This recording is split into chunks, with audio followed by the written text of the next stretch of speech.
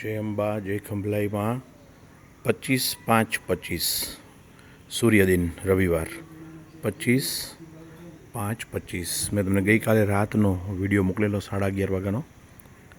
આજે રવિવાર છે. આજ સવારે 4 પાઠ થાય અને સાંજે 2 પાઠ થાય, કેમ કે સવારે આપણા બધા યાત્રિકો આવતા હોય તેમને દર્શન થઈ શકે, એટલે આપણે દર રવિવારનું સેશન સવારે 4 પાઠ ને સાંજે 2 પાઠ, બાકી દરરોજ સવારે 3 પાઠ અને સાંજે 3 પાઠ. હું બેંકમાં હતો, એક અમારા માટે એક શબ્દ વપરાતો વિન્ડો ડ્રેસિંગ, અને એક ઇંગ્લિશ વર્ડ છે પ્રોજેક્શન.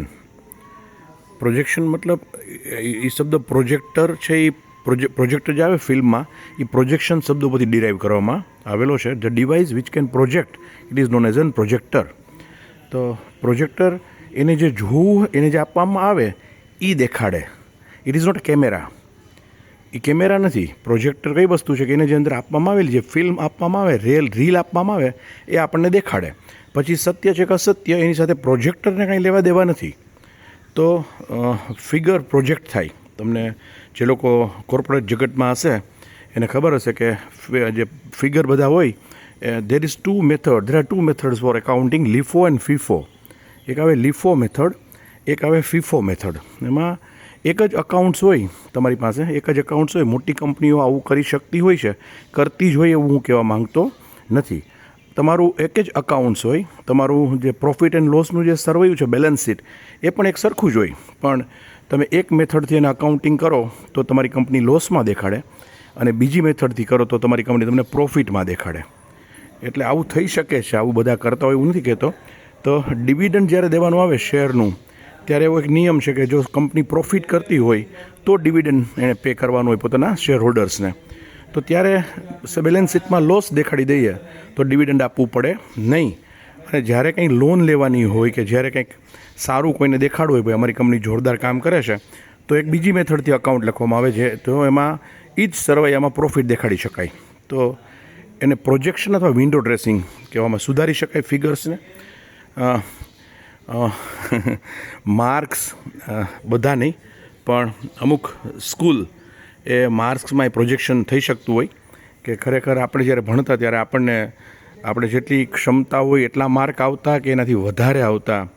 તો એ વધારે આવતા એ આપણી ચતુરાઈ હતી કે પેપર ચેકરની, એ આપણને ખબર નથી. ફરી એકવાર, સાચો વાંચનારો એને કહેવાય કે જે બે લાઈન વચ્ચેનું વાંચી શકે, જે છપાણું નથી. તો અત્યારે એટલી બધી શાંતિ છે, એટલે હું બોલ્યો આ બધું શબ્દ કે સંપૂર્ણ સચ્ચાઈ, સંપૂર્ણ સચોટતા, કોઈ કોમ્પ્રોમાઇઝ નહીં. 99 ભૂદેવ કીધેલા પણ કોઈક વાર વધારે થાય છે, ઓછા થાય છે. પાઠ તો રેગ્યુલર લગભગ 6 થાય જ છે. તો આપણે પાછળ છીએ, બધું જ સત્ય એટલે સંપૂર્ણ સચોટ. કે હું એવું આપણે એવું કરી શકાય કે અત્યારે આટલા પાઠ થઈ ગયા, આવું થતું જ હોય છે. તો એવું કશું જ નહીં, બહુ ક્લિયર, બહુ ચોખ્ખાઈ. કેમ કે એટલે મારો કહેવાનો મતલબ કે જે લોકો અનુદાન આપે છે એ લોકો ગેટ એશ્યોરન્સ કે તમે જે કાંઈ પણ અનુદાન આપેલું છે એનું સંપૂર્ણ સચ્ચાઈ, સંપૂર્ણ પારદર્શકતા, સંપૂર્ણ નિરીક્ષણ અને મેથેમેટિકલી પરફેક્ટ કેલ્ક્યુલેશન સાથે એ કરવામાં આવી રહ્યું છે. એટલે આ ચાણક્યના શબ્દો હતા, હું જે બોલી ગયો બધાય, એટલે વિષ્ણુગુપ્ત ચાણક્ય. પણ એટલે પ્રોજેક્શન, મેં આ શબ્દ વાપર્યો કે there is no projection, there is no window dressing. કોઈ ફિગરને મેન્યુપ્યુલેટ નથી કરવામાં આવ્યો, કશું જ નહીં. સાચું જે સંપૂર્ણ. કેમ કે અહીં તો બ્રહ્માંડના વિઘ્નહર્તા રિદ્ધિ સિદ્ધિમાં સાથે બેઠા છે. કાંઈ પણ અશુભ થાય તો એને અટકાવે છે, અને જગદંબા બધી બેઠી છે. આજે એક યંત્ર દર વખતે આપણે મૂકીએ છીએ બનાવીને. એક યંત્ર પાછળનું એક રહસ્ય છે, કોઈક વાર ચર્ચા કરીશ કે આ શું છે. અને પરમ ગુરુદેવ શ્રી હનુમાનજી મહારાજ અષ્ટસિદ્ધિ નવનિધિ કે દાતા, જ્યારે લંકામાં માતાજીને મળવા ગયા અને માતાજીને આશ્વાસન આપ્યું કે માં તું ચિંતા ના કરતી, રામ ભગવાન પૂરી તૈયારી સાથે આવી રહ્યા છે અને અમે તને લંકામાંથી લઈ જ જાશું.